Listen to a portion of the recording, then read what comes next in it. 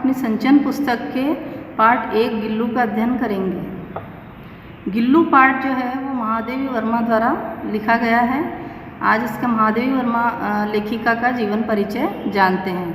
महादेवी वर्मा का जन्म 1907 ईस्वी में तथा मृत्यु 1995 ईस्वी में हुई।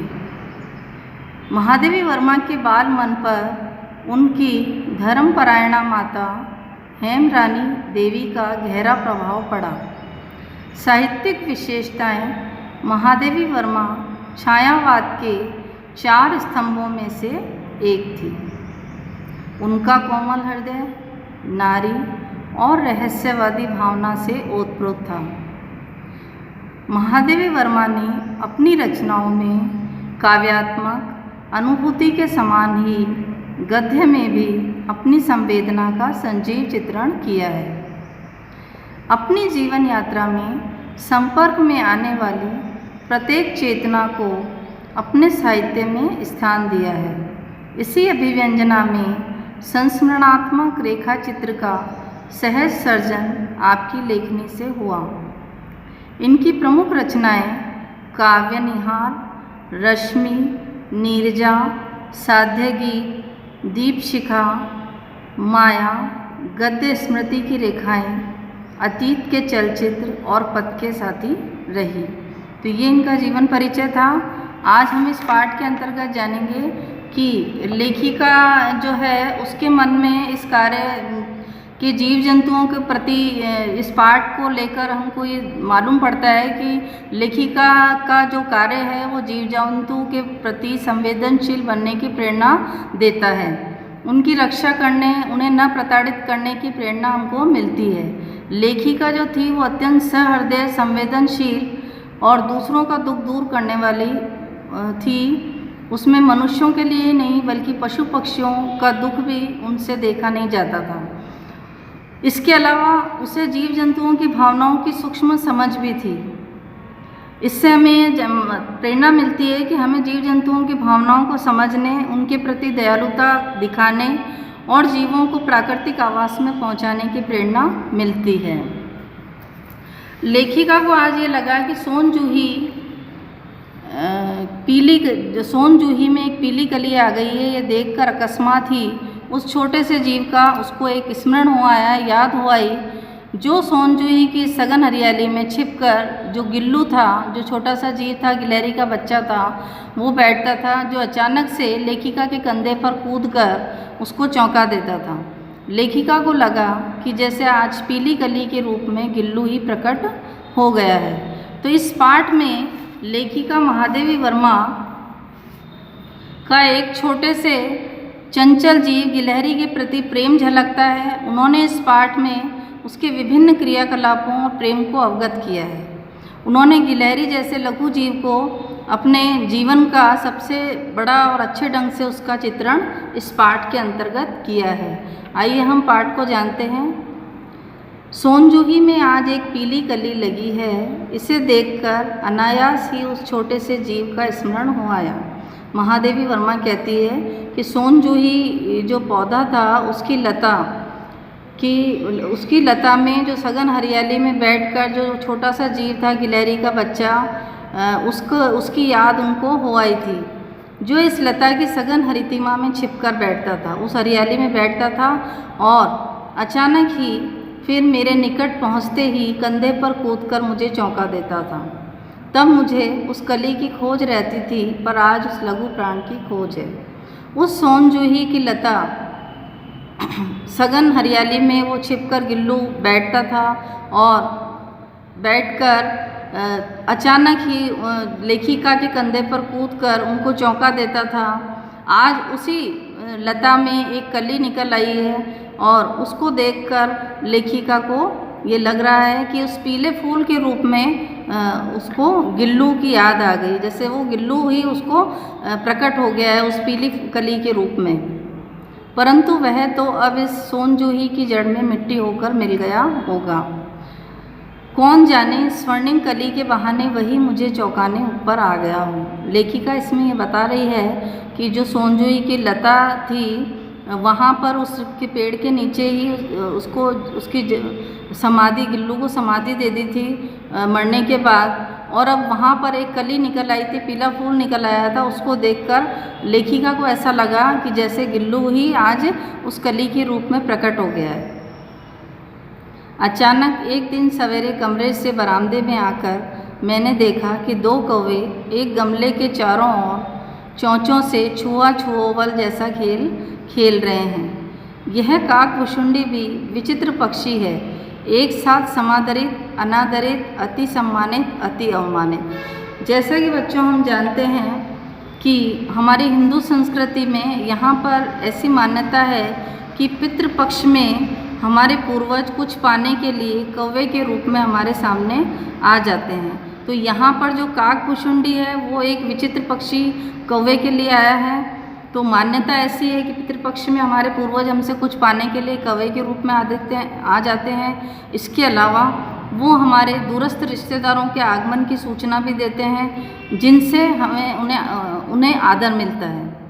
दूसरी ओर यहाँ पर समादरित का ये होगा, बाकी अनादरित का ये होगा कि अनादरित में कौवे की जो कर्कश वाणी होती है काँव काँव करने की, वो अवमानना जो होती है वो हमारे कानों को अच्छी नहीं लगती है। इसके कारण कौवा तिरस्कार का पात्र बनता है। तो यहाँ पर एक साथ आदर और अनादर पाने के कारण इस कौवे को यहाँ पर समादरित और अनादरित कहा है कि उसको जब पितृपक्ष आता है तो उसमें सम्मान भी दिया जाता है और उनको पितृ मानते हुए उनको आदर के साथ उनको भोजन आदि करवाया जाता है। इसके अलावा जो दूर से हमारे रिश्तेदार आते हैं, अतिथि आते हैं, तो उनके लिए भी, उनके आगमन की सूचना देने के लिए भी यहाँ पर कौवे को आदर के रूप में देखा जाता है। तो इसलिए समादरित कहलाएगा। लेकिन अगर अनादरित के रूप में देखें तो उसकी कर्कश वाणी हमारे कानों को अच्छी नहीं लगती है और वो तिरस्कार का पात्र बन जाता है।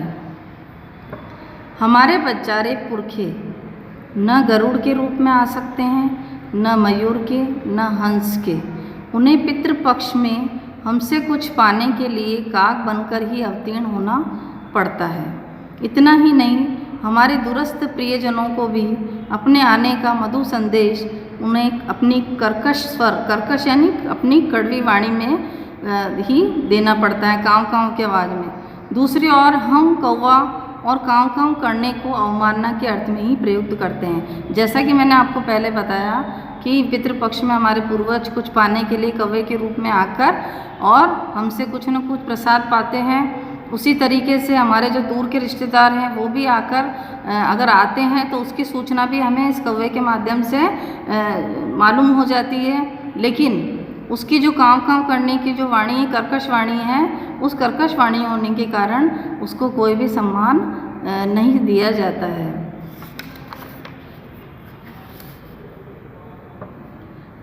मेरे काक पुराण के विवेचन में अचानक बाधा आ पड़ी, क्योंकि गमले और दीवार की संधि में छिपे एक छोटे से जीव पर मेरी दृष्टि रुक गई। निकट जाकर देखा, गिलहरी का छोटा बच्चा है जो संभवतः घोंसले से गिर पड़ा है और अब कौवे जिसमें सुलभ आहार खोज रहे हैं। यहाँ पर लेखिका इस के अंतर्गत ये बताना चाह रही है कि लेखिका जब बरामदे में थी तो उसने देखा कि गमले और दीवार के बीच में संधि में ओट में उसकी दृष्टि गई, जहाँ पर एक छोटा सा जीव था जो गिलहरी का बच्चा था और वो घोंसले से गिर पड़ा था और 2 कौवे आपसी लड़ाई में उसको छुआछूल का खेल खेल रहे थे और उसको अपना भोजन बनाना चाह रहे थे। इस कारण से वो उनको बहुत घायल अवस्था में दिखा। काकद्वय की चोंचों के 2 घाव उस लघु प्राण के लिए बहुत थे। उस छोटे से गिलहरी के बच्चे के शरीर पर कौवों की चोंचों से घाव हो गए थे और वह निश्चेष्ट सा गमले से चिपटा पड़ा था। मतलब बिल्कुल बिना किसी हरकत के वो छोटा सा गिलहरी का बच्चा दीवार और गमले के बीच में निश्चेष्ट सा बिना हरकत किए पड़ा था। जब लेखिका ने देखा कि सबने कहा कौवे की चोंच का घाव लगने के बाद यह बच नहीं सकता, अतः इसे ऐसे ही रहने दिया जाए। जब लेखिका ने देखा कि कौवा की चोंच से वो जो छोटा सा गिलहरी का बच्चा है घायल हो गया है और उसके इतने घाव लगे हैं, तो सभी ने कहा कि अब ये नहीं बचेगा। लेकिन जो लेखिका थी उसको पक्षियों से अत्यधिक प्रेम था और वो अपने मन को नहीं मना पाई और वो उसको अपने कमरे में ले गई, परंतु मन नहीं माना। वह उसे हौले से उठाकर अपने कमरे में ले आई। फिर रुई से रक्त पोंछकर घावों पर पेनिसिलिन का मलहम लगाया। लेखिका उसको अपने कमरे में ले गई और फिर रुई से उसका रक्त पोंछा और घावों पर मलहम लगाया। रुई की पतली पत्ती दूध से भिगोकर जैसे जैसे उसके नन्हे से मुंह में लगाई, पर मुंह खुल न सका और दूध की बूंदें दोनों ओर लुढ़क गई। लेखिका जब उसको अपने कमरे में ले गई, रुई से उसका रक्त पोंछा और मलहम लगाया। उसके बाद उन्होंने रुई की पतली पत्ती दूध में भिगोकर उसके गिलहरी के बच्चे के मुंह में लगाई, पर उसका मुंह न खुल सका क्योंकि वो घायल अवस्था में था और जो दूध की बूंदें थी वो दोनों ओर ढुलक गई। कई घंटे के उपचार के उपरांत उसके मुंह में एक बूंद पानी टपकाया जा सका।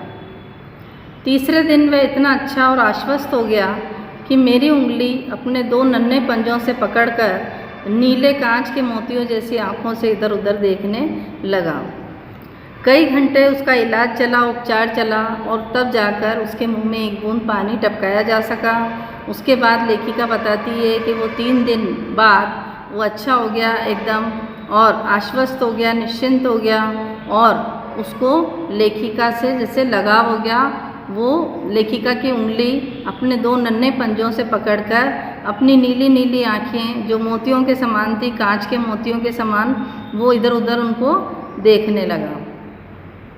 3-4 मास में उसके स्निग्ध रोहे, झब्बेदार पूंछ और चंचल चमकीली आँखें सबको विस्मित करने लगी। लेखिका आगे बताती है कि 3-4 महीने में ही उसके चिकने रोए आ गए, झब्बेदार पूंछ और चंचल चमकीली आँखें सबको आश्चर्य में डाल देती थी। हमने उसकी जातिवाचक संज्ञा को व्यक्तिवाचक का रूप दे दिया। उसको एक प्राणी विशेष न मानते हुए उन्होंने उसको एक व्यक्ति विशेष का रूप दे दिया और उसको अपना घर का सदस्य मानकर उसको उस गिलहरी के बच्चे को लेखिका ने गिल्लू नाम दे दिया और इस तरह से सभी उसे गिल्लू कहकर बुलाने लगे। मैंने फूल रखने की एक हल्की डलिया में रुई बिछाकर उसे तार से खिड़की पर लटका दिया।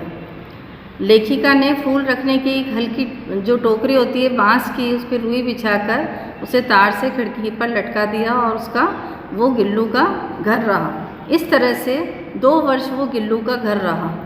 जैसा कि कहा जाता है कि गिल्लू जो गिलहरी होती है उनकी आयु कम से कम केवल 2 वर्ष तक ही रहती है, अवधि 2 वर्ष तक की रहती है। तो 2 वर्ष गिल्लू का घर रहा। वह स्वयं हिलाकर अपने घर में झूलता और अपनी कांच के मनकों सी आँखों से कमरे के भीतर और खिड़की से बाहर न जाने क्या देखता समझता रहता। अपने जो उसका घर बनाया था छोटा सा, वहाँ पर वो बैठ जाता, उसमें झूला झूलता और कमरे के बाहर और अंदर वो जो भी आता जाता उसको देखता और समझता रहता। परंतु उसकी समझदारी और कार्यकलाप सबको आश्चर्य होता था और यही कारण था कि उसकी समझदारी के कारण ही, उसके ऐसे कार्यकलाप के कारण ही लेखिका को उससे अत्यधिक लगाव हो गया था और सबको आश्चर्य भी होता था। जब मैं लिखने बैठती तब अपनी ओर मेरा ध्यान आकर्षित करने की उसे इतनी तीव्र इच्छा होती थी कि उसने एक अच्छा उपाय खोज निकाला। यहाँ पर लेखिका, मैं के लिए लेखिका है कि लेखिका जब भी लिखने बैठती थी तो लेखिका बताती है कि गिल्लू जो था उनका ध्यान आकर्षित करने के लिए उसने एक अच्छा सा उपाय खोज निकाला था। वह मेरे पैर तक आकर सर से पर्दे पर चढ़ जाता और फिर उसी तेज़ी से उतरता। ये गिल्लू जो था वो पर्दे पर चढ़ता, पैर तक आकर सर से पर्दे पर चढ़ जाता, फिर तेज़ी से उतरता। इस तरह से चढ़ने और उतरने का क्रम उसका चलता रहता। यह दौड़ने का क्रम तब तक चलता रहता जब तक लेखिका उसे पकड़ने के लिए ना उठती। तो लेखिका का ध्यान आकर्षित करने के लिए उसने एक उपाय इस तरह से खोज निकाला कि लेखिका जब भी वो लिखने बैठती थी तो पैर तक आकर सर से पर्दे पर चढ़ता, फिर उतरता और दौड़ने का क्रम चलता रहता जब तक कि लेखिका उसे उठा न लेती। कभी मैं गिल्लू को पकड़कर एक लंबे लिफाफे में इस प्रकार रख देती कि उसके अगले 2 पंजों और सिर के अतिरिक्त सारा लघुगात लिफाफे के भीतर बंद रहता। यहाँ पर लघुगात उसके छोटे शरीर के लिए आया, गिलहरी के बच्चे के लिए, जिसको लेखिका ने गिल्लू नाम दिया था। और गिल्लू को वो जब भी बैठती तो वो अपने पास एक लिफाफे के अंदर उसको रख देती थी और ऐसी रखती थी कि उसके 2 पंजे और सिर के अलावा उसका जो सारा शरीर था वो लिफाफे के अंदर ही रहता। इस अद्भुत स्थिति में कभी कभी घंटों मेज पर दीवार के सहारे खड़ा रहकर वह अपनी चमकीली आँखों से मेरा कार्यकलाप देखा करता कि मैं जो भी काम करती थी वो उस लिफाफे के अंदर बैठकर और घंटों तक दीवार के सहारे कभी खड़ा होकर वह अपनी चमकीली आँखों से मुझे देखता रहता। भूख लगने पर चिक चिक करके मानो वह मुझे सूचना देता और काजू या बिस्किट मिल जाने पर उसी स्थिति में लिफाफे से बाहर वाले पंजों से पकड़कर उसे कुतरता। जैसा कि इसमें बताया है कि वो लिफाफे के अंदर ही उसका शरीर पूरा रहता और पंजे बाहर रहते। जब भी उसको भूख लगती तो वो चिक चिक करने लग जाता और ऐसा लगता है कि जैसे वो लेखिका को सूचित कर रहा है कि उसको कोई खाने के लिए कुछ दे। तो जैसे उसको काजू या बिस्कुट मिल जाता तो वो अपने पंजों से पकड़कर उसको कुतरता रहता। फिर गिल्लू के जीवन का प्रथम बसंत आया। यहाँ पर बसंत ऋतु के लिए आया है कि जिस प्रकार बसंत ऋतु में तरह तरह के फूल खिलते हैं, चारों तरफ हरियाली रहती है, नीम चमेले की गंध चारों तरफ आने लगती है, तो इसी तरीके से लेखिका बताती है कि गिल्लू के जीवन की भी पहला बसंत था। बसंत ऋतु में नीम चमेले की गंध मेरे कमरे में हौले हौले आने लगी। यानी लेखिका बताती है कि कमरे में अब नीम और चमेले की गंध आने लगी, खुशबू आने लगी। बाहर की गिलहरियाँ खिड़की की जाली के पास आकर चिक चिक करके न जाने क्या कहने लगी। जो बाहर की गिलहरियाँ थी वो खिड़की की जाली के पास आ जाती जहाँ पर उस गिल्लू का झूला था और चिक चिक करके न जाने उसको अपनी भाषा में क्या कहने लगती। गिल्लू को जाली के पास बैठकर अपनेपन से बाहर झांकते देखकर मुझे लगा कि इसे मुक्त करना आवश्यक है। लेखिका ने जब यह देखा कि गिल्लू जो था वो जाली के पास बैठकर बड़े अपनेपन के भाव से जैसे कोई उसका परिचित हो उसको बाहर देखता झांकता और उसकी भी इच्छा होती कि वो बाहर जाए, तो लेखिका ने सोचा कि अब इसको आज़ाद करना आवश्यक है। लेखिका ने कीले निकालकर जाली का एक कोना खोल दिया और इस मार्ग से गिल्लू ने बाहर जाने पर सचमुच ही मुक्ति की सांस ली। लेखिका ने यहाँ पर जो जाली का जो छोटा सा कोना था उसको खोल दिया और उसी मार्ग से वह गिल्लू बाहर आता जाता और इस तरह से ऐसा लग रहा था कि जैसे उसको बहुत आज़ादी मिल गई है। इतने से छोटे जीव को घर में पले कुत्ते बिल्लियों से बचाना भी एक समस्या ही थी।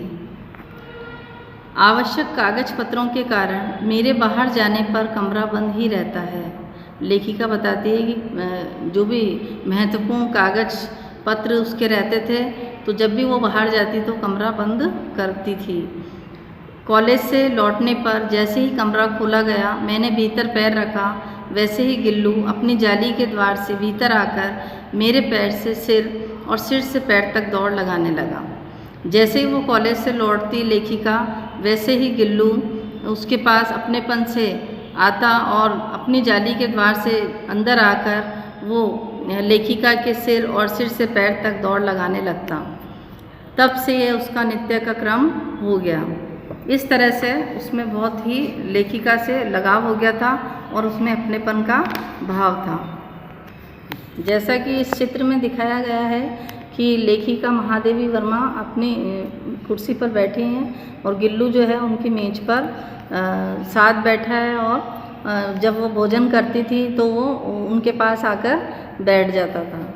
आगे देखिए, मेरे कमरे से बाहर जाने पर गिल्लू भी खिड़की की खुली जाली की राह बाहर चला जाता और दिन भर गिलहरियों के झुंड का नेता बना हर डाल पर उछलता कूदता रहता और ठीक 4 बजे वह खिड़की से भीतर आकर अपने झूले में झूलने लगता। जैसा कि हमने जाना कि लेखिका ने उसको मुक्त कर दिया, जाली का एक कोना खोल दिया। अब जब भी उसकी इच्छा होती तो वो बाहर उस जाली के रास्ते से बाहर चला जाता और फिर आ जाता। तो लेखिका बताती है कि जैसे कमरे से बाहर जाने पर गिल्लू भी खिड़की की खुली जाली की राह बाहर चला जाता और दिन भर अपने जो संगी साथी थे गिलहरियों के झुंड का नेता बना फिरता और हर डाल पर उछलता कूदता रहता, एकदम मुक्त रहता और सही 4 बजे, ठीक 4 बजे वो वापस खिड़की से अपने भीतर आकर, अंदर आकर और वापस वो झूले में झूलने लगता। मुझे चौंकाने की इच्छा उसमें न जाने कब और कैसे उत्पन्न हो गई। अनायास से उनको चौंका देता था। जब भी वो बैठती थी अपने कमरे में, कभी फूलदान के फूलों में छिप जाता, कभी पर्दे की चुन्नट में और कभी सोनजोही की पत्तियों में। मेरे पास बहुत से पशु पक्षी हैं। जैसा कि हमने बताया कि लेखिका को पशु पक्षियों से बहुत लगाव रहा और वो बहुत से पशु पक्षी पालती थी। तो बहुत सारे पशु पक्षी उनके पास थे और उनका लगाव, वो सभी को बहुत मतलब ध्यान रखती थी, उनकी देखभाल करती थी। उनका लगाव उनसे कम नहीं था उनकी देखभाल के कारण। परंतु जो लेखिका बताती हैं कि जो गिल्लू था उनमें सब में अलग था। उनमें से किसी को भी मेरे साथ थाली में खाने की हिम्मत हुई है ऐसा मुझे स्मरण नहीं आता।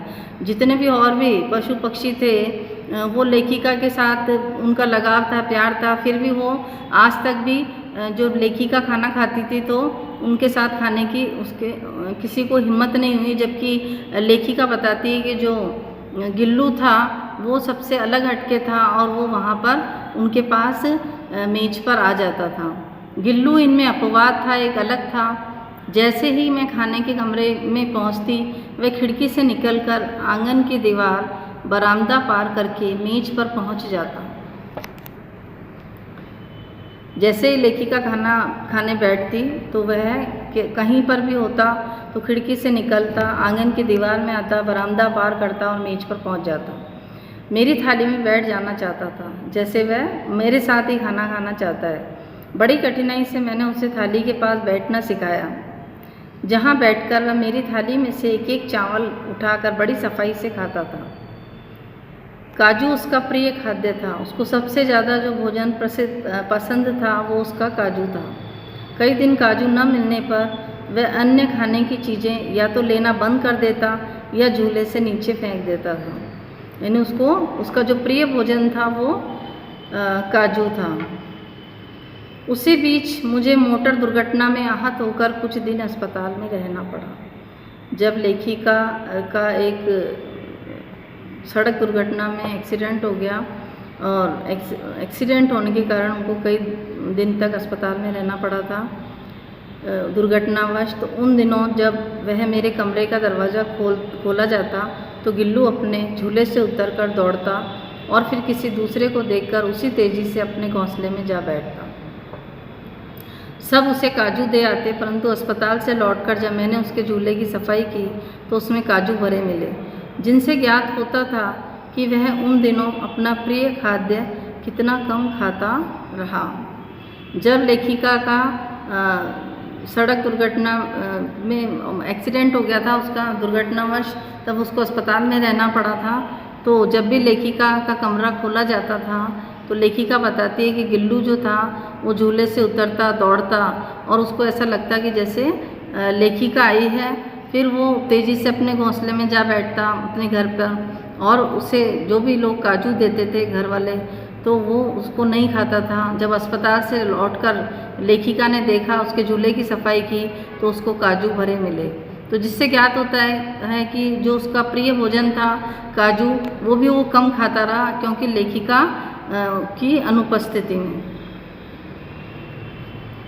मेरी अस्वस्थता में वह तकिए पर सिराने बैठकर अपने नन्हे नन्हे पंजों से मेरे सिर और बालों को इतने हौले हौले सहलाता रहता कि उसका हटना एक परिचारिका के हटने के समान लगता। जिस प्रकार से लेखिका ने उसकी घायल अवस्था में उसकी सेवा की थी, उसका उपचार किया था और उसको सहलाया था, उसी तरीके से जब वो लेखिका अस्पताल से घर लौटी और उसकी बीमारी की अवस्था में जो गिल्लू था वो भी तकिए पर सिराने बैठ जाता और अपने नन्हे नन्हे पंजों से लेखिका के सिर और बालों को बड़े धीरे धीरे से सहलाता रहता।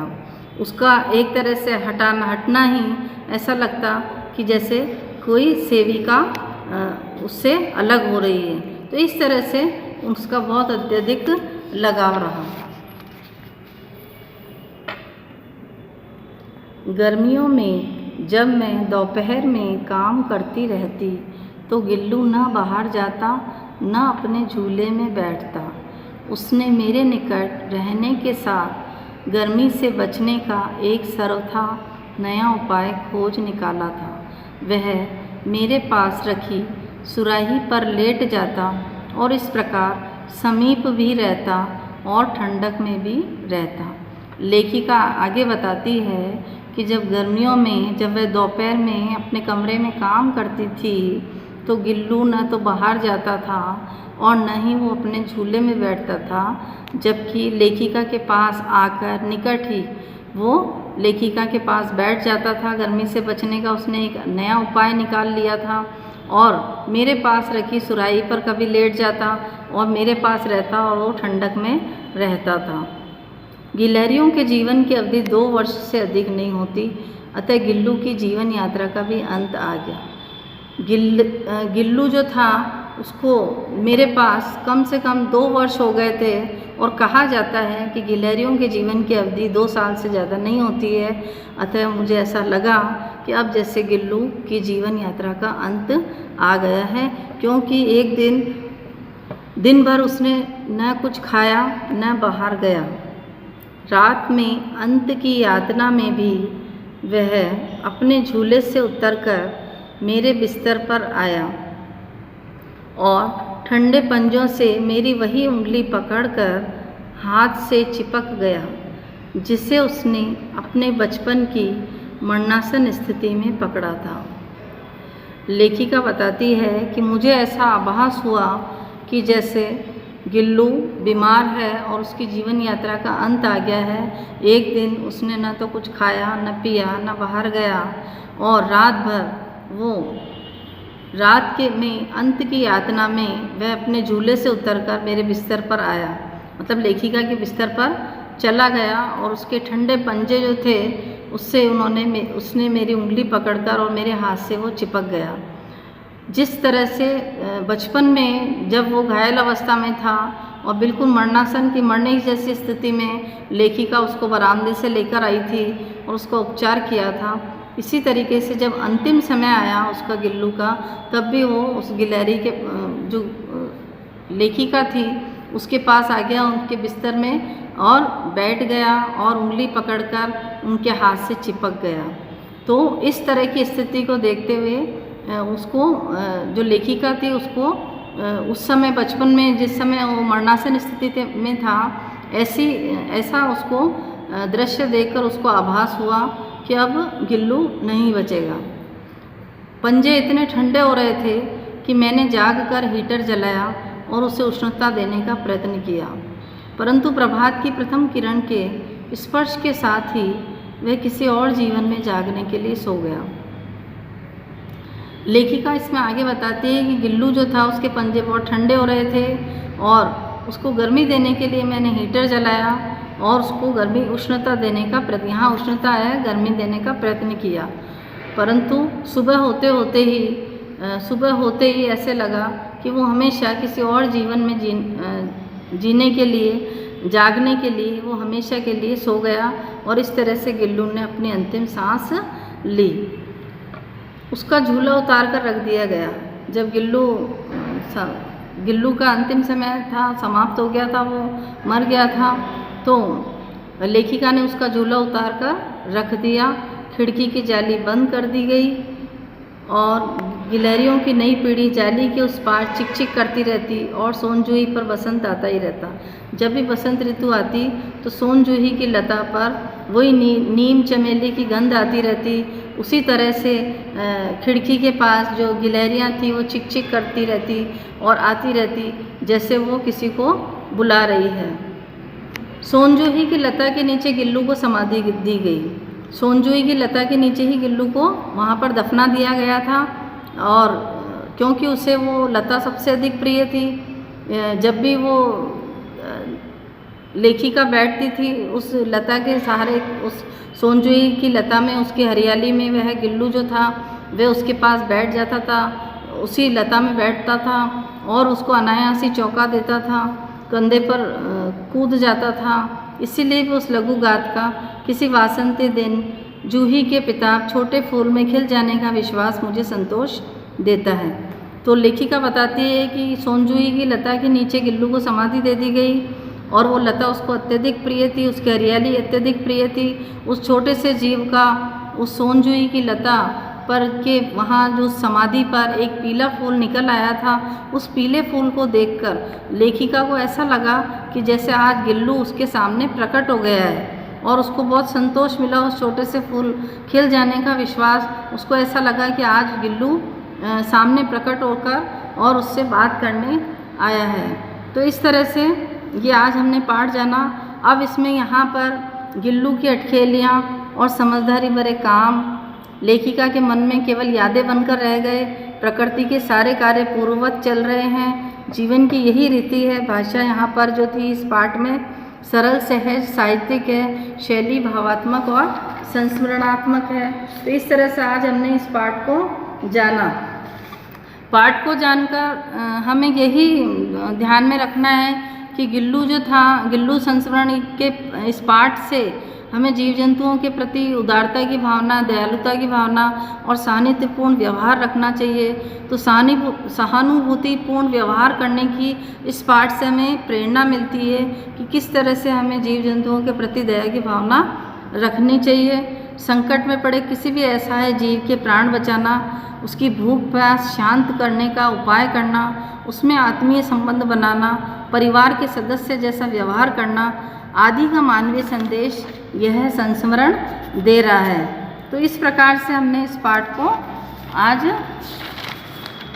जाना। गुड। हाँ, इसके प्रश्नोत्तर देखते हैं। देखिए, सोनजूही में लगी पीली कली को देखकर लेखिका के मन में कौन से विचार उमड़ने लगे।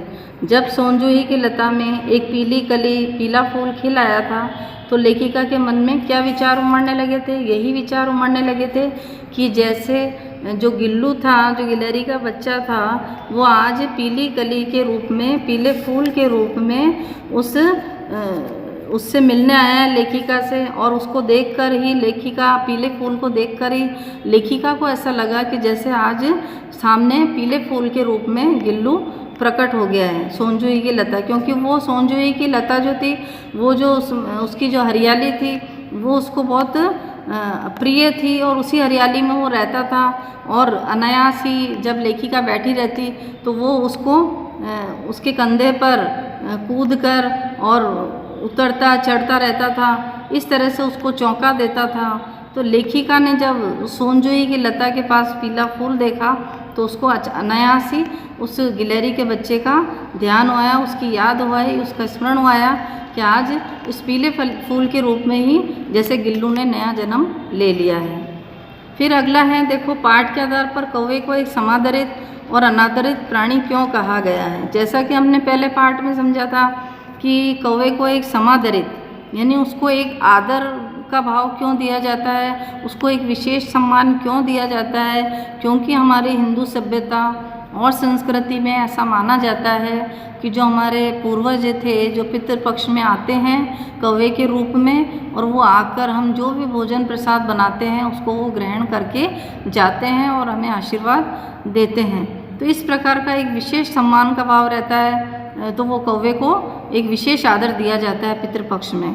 इसी तरीके से जब भी हमारे घर कोई अतिथि आता है और जो कौवा होता है वो हमारे छत पर या मुंडेर पर बैठकर काँव काँव बोलता है, तो वो ऐसा लगता है कि हमें जैसे वो हमारे किसी अतिथि के आगमन की सूचना दे रहा है। तो इस तरह से उसका विशेष आदर माना जाता है। तो इसमें समादरित उस विशेष आदर और सम्मान के भाव को देने को कहा गया है। जबकि यहाँ पर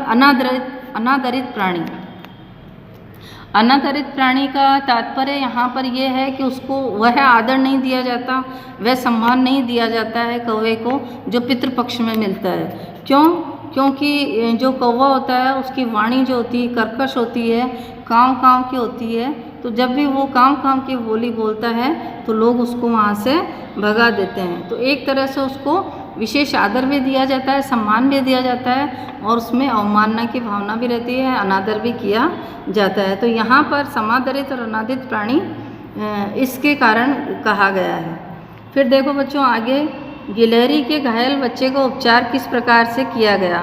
जब लेखिका ने देखा कि दीवार और गमले के बीच में जो गिल्लू था वो घायल अवस्था में पड़ा था, 2 कौवे उसको चोंच मार मार कर उसको घायल कर रहे थे, तो लेखिका ने क्या किया कि वो उसको अपने कमरे में ले आई। क्योंकि लेखिका को पशु पक्षी से विशेष लगाव था, प्रेम था, वो किसी के दुख को नहीं देख सकती थी, चाहे मनुष्य हो चाहे पक्षी हो।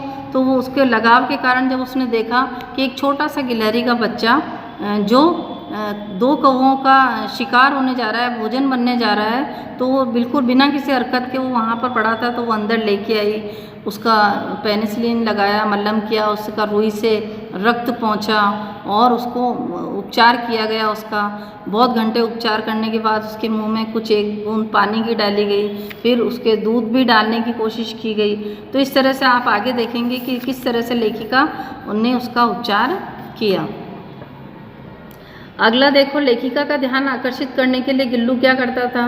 जैसा कि हमने देखा कि जब भी लेखिका अपने कमरे में बैठती तो वो पैर से सर से पर्दे पर चढ़ जाता था और वापस वो पर्दे से नीचे उतरता था। इसी तरीके से जब वो हरियाली वहाँ सोनजुई की लता के पास रहता था और वो लेखिका वहाँ बैठती थी तो वो अनायास ही उनके कंधे पर कूदकर उसको चौंका देता था, या कभी फूलदान के पास और कभी पर्दे के पीछे।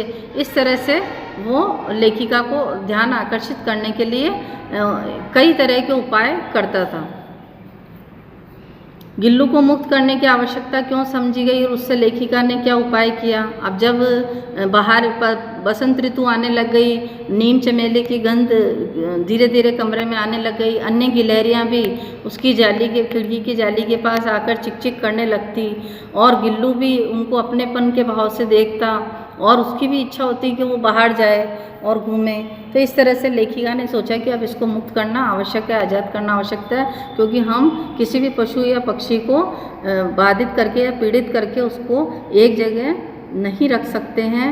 तो इस तरह से उसको मुक्त करने की आवश्यकता समझी गई। और हम भी जो मानव जीवन में भी अगर हमको भी एक जगह अगर किसी को एक जगह उसकी आज़ादी रोक दी जाए या बंदिश में रखकर उसको रखा जाए तो वो भी नहीं रह पाएगा।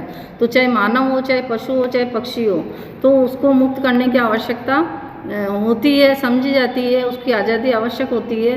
तो इस तरह से लेखिका ने भी बता रही है कि गिल्लू को मुक्त कर दिया, उसका जाली का एक कोना खोल दिया और वो वापस उस जाली के कोने से वो खिड़की के बाहर चला जाता था और फिर वापस कमरे के भीतर आकर उस जाली के गेट से ही वो अपने घोंसले में आ जाता था।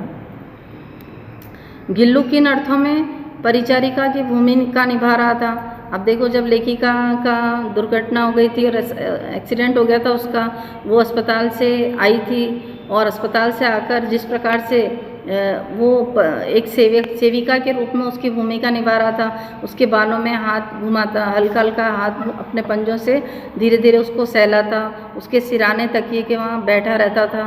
और लेखिका को ऐसा लगा कि जिस प्रकार से गिल्लू घायल था, उस घायल अवस्था में उसने उसका उपचार किया था, उसी तरीके से आज लेखिका को लगा कि मैं बीमार हूँ तो बीमारी की अवस्था में वो भी मेरी सेवा कर रहा है और सेविका के रूप में अपनी भूमिका निभा रहा है। गिल्लू की किन चेष्टाओं से आभास मिलने लगा था कि अब उसका अंतिम समय आ गया है। कि एक बार देखा कि जब लेखिका ने देखा कि उसको ऐसा लगा कि गिलहरियों के जीवन की अवधि 2 वर्ष से अधिक नहीं होती है, तो उसको भी ऐसा लगा कि अब गिल्लू का अंतिम समय आ गया है, क्योंकि उसने एक दिन न कुछ खाया न पिया और वो झूले से उतरकर उसके बिस्तर पर आ गया और ठंडे उसके पंजे जो थे वो बिल्कुल ठंडे हो गए थे। और लेखिका ने उसके पंजों को उष्णता देने के लिए उसके शरीर को हीटर भी जलाया, लेकिन सुबह होते ही वो एक तरह से दूसरे जीवन में जागने के लिए चला गया। तो इस तरह से उसका ऐसा लगा उसको कि अंतिम समय समीप है, और इस तरीके से वो स्थिति हो गई उसकी जो बचपन में मरणासन अवस्था में था। तो उस तरह से लेखिका को यह आभास हो आया था।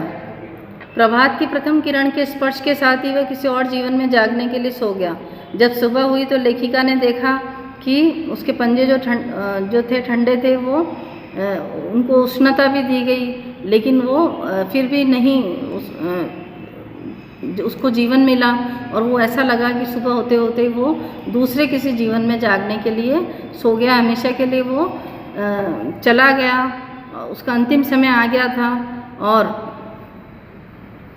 इस तरह से ऐसा उसको लगा कि अब वह गिल्लू जो है उसके पास नहीं आएगा, और सुबह होते ही वो उसका अंत हो गया। जैसा कि आप इसमें यहाँ पर इस पैराग्राफ के अंतर्गत इसका उत्तर देखेंगे। फिर सोनजोई की लता के नीचे बनी गिल्लू की समाधि से लेखिका के मन में किस विश्वास का जन्म होता है? यही होता है कि किस प्रकार से जो गिल्लू था उसको सोनजोई की लता के वहाँ समाधि दे दी गई थी, और वहाँ पर एक पीली कली खिल आई थी। तो उसको ऐसा लगा कि आज जैसे जो गिल्लू था, गिलहरी का बच्चा था, वो एक पीली कली के रूप में आ गया है, प्रकट हो गया है, और उसकी याद उसको अनायास ही लेखिका को हो आई थी उस पीले फूल को देखकर। और ऐसा लगता था कि जैसे वो वापस उसने इस पीले फूल के रूप में जन्म ले लिया है। इस प्रकार आज हमने ये पाठ पढ़ा। आप इसके प्रश्नोत्तर का कार्य करेंगे और लेखिका परिचय भी करेंगे। Good bye.